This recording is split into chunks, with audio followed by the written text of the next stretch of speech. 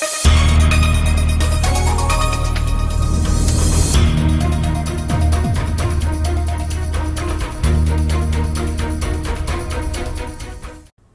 la une ce soir, le parcours éducatif de santé. Ce dispositif inscrit dans la réforme de la scolarité a pour objet de permettre aux enfants de mieux prendre en charge leur santé. Comment se traduira-t-il ici en Guyane? Les réponses dans cette édition. Les étudiants donnent leur avis sur la Guyane de demain. Interrogés dans le cadre des États généraux, les pensionnaires du campus de Troubiran n'ont pas mâché leurs mots. Des témoignages à découvrir dans votre journal. Et puis, nous nous immergerons dans la philosophie de l'aïkido. Les professionnels de cet art martial ont décidé de féminiser leurs séances en proposant un accueil spécialement réservé à la gente féminine durant tout le mois de mars. Mesdames et messieurs, bonsoir. Je suis ravie de vous retrouver pour cette page d'information locale et régionale. Ouvrons tout de suite ce journal avec une page de santé et des séminaires organisés sur tout le territoire. Inscrites dans le dispositif Parcours éducatif de santé, ces réunions ont pour mission de permettre aux élèves de se prendre en charge de façon autonome et responsable. Complément d'information dans ce reportage d'Ayodele Germa. La santé comme partie intégrante des matières scolaires mises en œuvre depuis la rentrée 2016, elle a pour objectif de s'appuyer sur les programmes pour diffuser des messages d'éducation à la santé. Le parcours éducatif de santé est quand même extrêmement complet et plein, puisqu'il va aller des actions d'éducation, par exemple de prévention des risques sexuels, pour prendre un exemple, puisque c'est un vrai sujet en Guyane. Donc il va être une action d'intervention qui peut se passer en fonction de l'âge. Évidemment, les interventions sont adaptées au niveau de l'enfant, depuis les petites classes jusqu'au lycée, donc avec des interventions adaptées au niveau de compréhension des élèves et à leurs besoins. Mais ça va être aussi les visites médicales qui vont permettre de dépister les handicaps chez les enfants afin qu'ils aient une prise en charge et leur permettre une scolarisation adaptée à leurs besoins de santé. Ça va être également une réflexion en termes d'aménagement des locaux, en termes, vous voyez ce que je veux dire. Donc c'est vraiment la santé au sens extrêmement global, et puis avec une intervention de l'ensemble des acteurs, de l'ensemble des personnes qui interviennent au sein de la communauté éducative. Organisé par le rectorat de Guyane, ce séminaire sur 2 jours est une révision générale pour les enseignants. Ils devront mettre en pratique des concepts qui leur sont exposés. Nous travaillons en lien avec le réseau UNIRES, qui est le réseau des universités pour l'éducation à la santé. Et également nos collègues de l'Académie de Lyon qui ont déjà, en avant-garde, déployé ce dispositif, se saisissant du parcours éducatif de santé qui s'appelle « Aller bien pour mieux apprendre », ABMA. Donc ils le présenteront pour que les personnes présentes puissent avoir une idée de ce qui est possible, réalisable dans les établissements scolaires. Que vraiment il n'y a rien de compliqué, c'est s'appuyer sur ce qui existe déjà, ce qui se fait déjà et développer. Que ce soit au sein de l'établissement scolaire, avec l'équipe éducative, les familles, mais également les partenaires. Demain, la réflexion se poursuit sur les parcours éducatifs santé. Les enseignants seront organisés en atelier. Santé toujours avec la grève nationale des retraités des personnels des EHPAD qui sont descendus aujourd'hui dans les rues de Paris afin de défendre le pouvoir d'achat. Comment s'est traduit ce mouvement dans notre structure régionale? Jonathan Lariot s'est rendu sur place. En fait, comme tous les autres EHPAD, nous avons un personnel en souffrance. Nous avons aussi les résidents qui sont en souffrance dû à ce manque de personnel. Et en fait, les problèmes restent les mêmes en fait. Le problème de personnel, le problème de matériel qui rend difficile la prise en charge. Vous voyez, à l'EHPAD, il y a 3 étages et chaque étage a ses spécificités. Quand par exemple une infirmière du soir se retrouve toute seule et on lui demande de faire 2 étages, donc elle doit laisser un étage où elle a des résidents qu'elle doit surveiller seule et elle doit monter, soigner des résidents qui sont dans un autre étage. Donc quand il se passe quelque chose, qu'est-ce qu'on fait?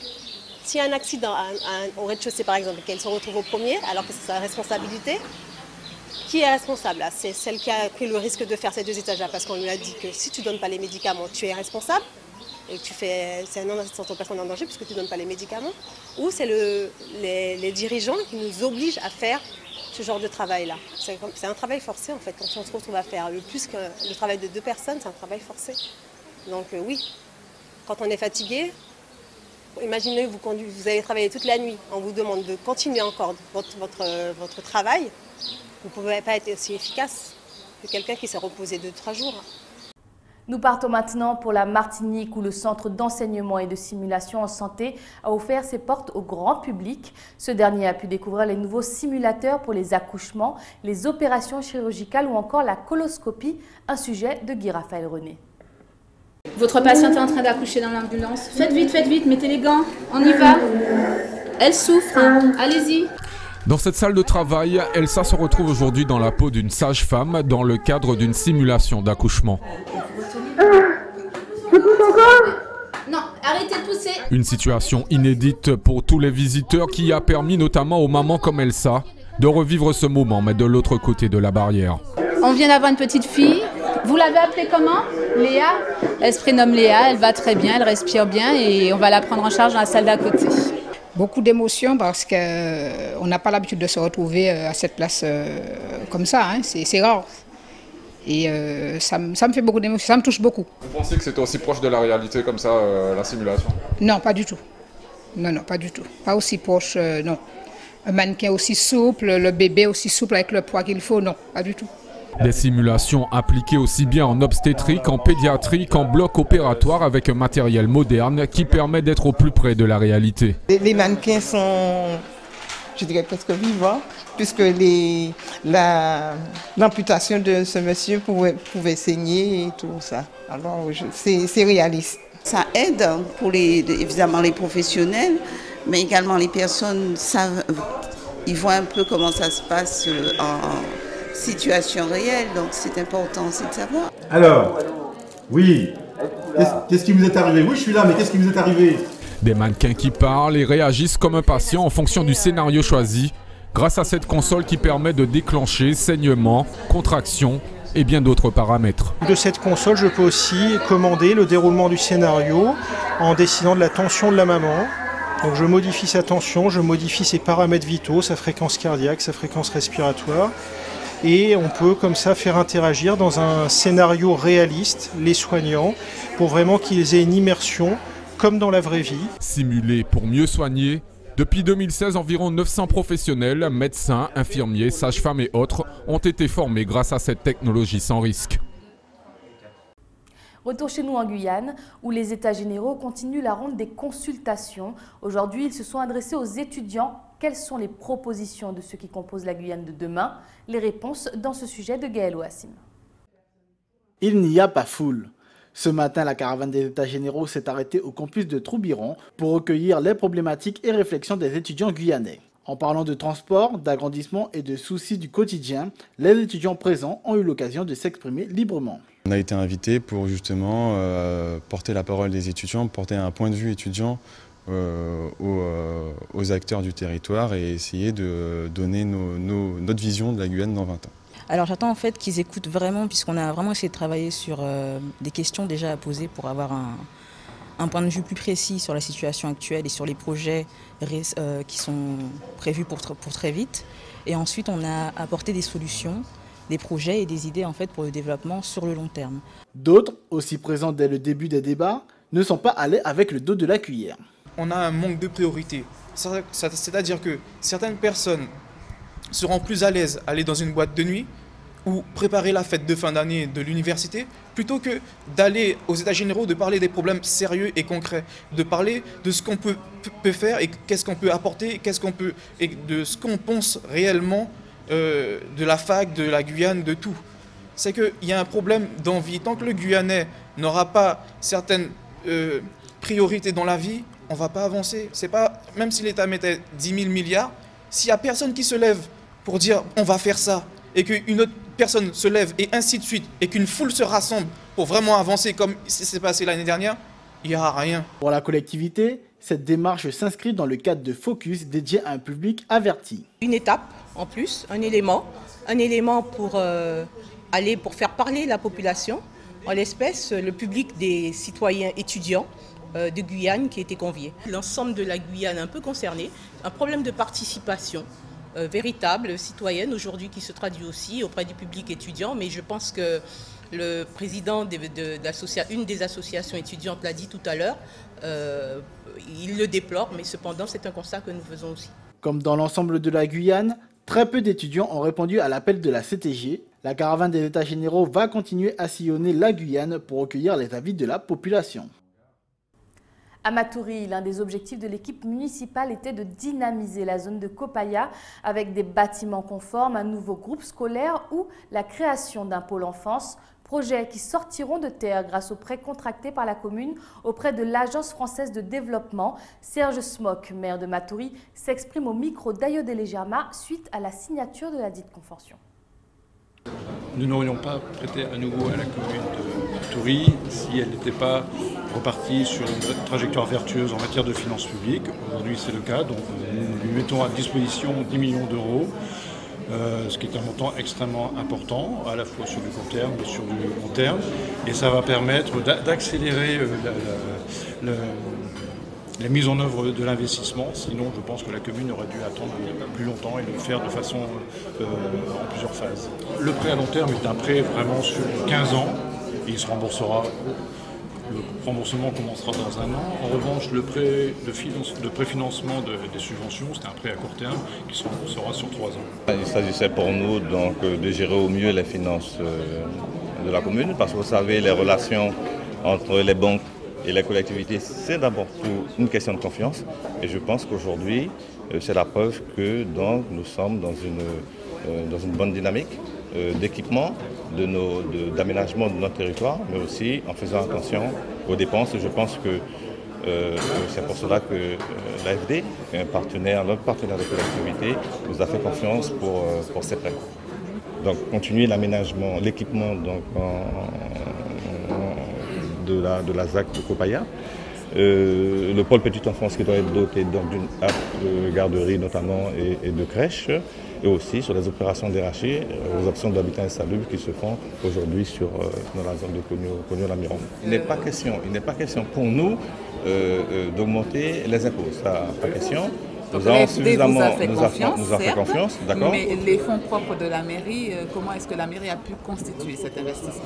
Eh bien parce que nous avons quand même une CAF, une capacité d'autonomie financière qui s'est dégagée du fait que nous avons pu, pendant plusieurs années, faire un certain nombre d'économies. La recette est simple. Nous avons dépensé donc les deniers publics à bon escient et je pense que nous avons le résultat aujourd'hui. Nous vous en parlions hier. Depuis lundi, le service technique de la mairie de Cayenne est paralysé par une grève. Les salariés exigent le départ du directeur des opérations. Naël Lama, qui représente les cadres, s'exprime au micro de Pierre Tréfou. Nous, aujourd'hui, nous sommes là pour faire entendre notre voix parce que les cadres de la ville de Cayenne ont une voix. Ils ont une voix, ils ont des valeurs et des principes aussi. Nous déplorons ce blocage qui pénalise les administrés. Nous sommes là pour assurer la population que nous sommes présents pour être garants des procédures hiérarchiques. Et nous prenons des relations professionnelles raisonnables, positives et non violentes. Voilà ce que nous avons à dire. Nous, on est des administrés, on n'a pas d'ordre ou de leçons à donner à qui que ce soit. On veut juste dire aux administrés que nous sommes là pour faire fonctionner la ville. Retournons en Martinique où de fortes émanations de gaz incommodent les riverains de Dillon depuis maintenant 2 jours. Une menace prise très au sérieux par les services de l'État, comme nous le montre ce sujet de Loïc Régis. Les 2 dernières tournées de ce facteur ont été plus compliquées que d'habitude. Fred a ressenti des gènes respiratoires en arpentant les rues de Dillon. Une odeur de gaz envahissait l'air. J'ai senti par un petit moment de picotement au niveau des yeux et puis le nez. Donc c'était pas très fort, mais c'était quand même un petit peu gênant. En plus, il faisait excessivement chaud. Hein. Comme lui, d'autres personnes dans le quartier se sentent incommodées. Ce ne serait pas la première fois que cela se produit. Depuis quelque temps, on a le nez qui pique, les yeux qui piquent, ma mère qui se gratte, qui frotte ses yeux en permanence, ma grande soeur aussi, et moi pareil. Là, comme je vous dis là, je vois trouble. Chaque fois, je suis obligée d'essuyer les yeux. Tout ça sort de l'incinérateur. Parce qu'on a un gros problème avec ce incinérateur-là. Depuis lorsqu'ils ont monté ça, toutes les grandes personnes sont tombées malades. Le lycée professionnel a été évacué hier en fin d'après-midi par précaution.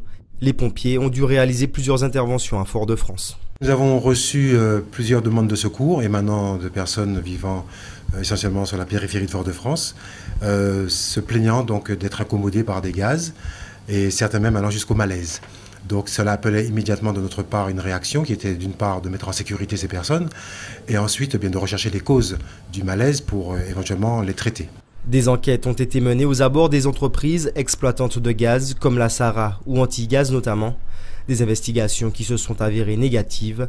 L'origine des odeurs est encore inconnue. L'ARS a activé sa cellule de veille sanitaire. Nous avons reçu au niveau de la plateforme de veille et d'urgence sanitaire à l'ARS de Martinique 4 signaux que nous sommes en train d'investiguer.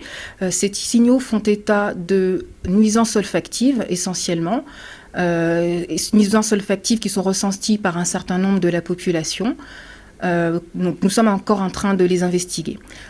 Pour l'heure, parmi ces signaux, un retient notre attention particulièrement, puisqu'il implique un certain nombre de personnes dans une école maternelle, et ces symptômes sont de type gastro-intestinaux. Face à cette situation, plusieurs services de l'État sont mobilisés. Les médecins et leur connaissance de la situation, et ainsi que des mesures prises, mesures de l'air et mesures éventuellement du niveau de gaz, mais qui pour l'instant n'ont pas permis d'identifier la source de cette odeur.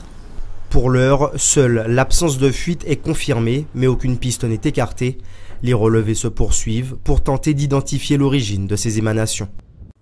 Ce matin, une visite de la centrale thermique de Degradé-Cannes était organisée par EDF à l'attention des étudiants en DUT et licence. Objectif, susciter des vocations et peut-être féminiser la filière.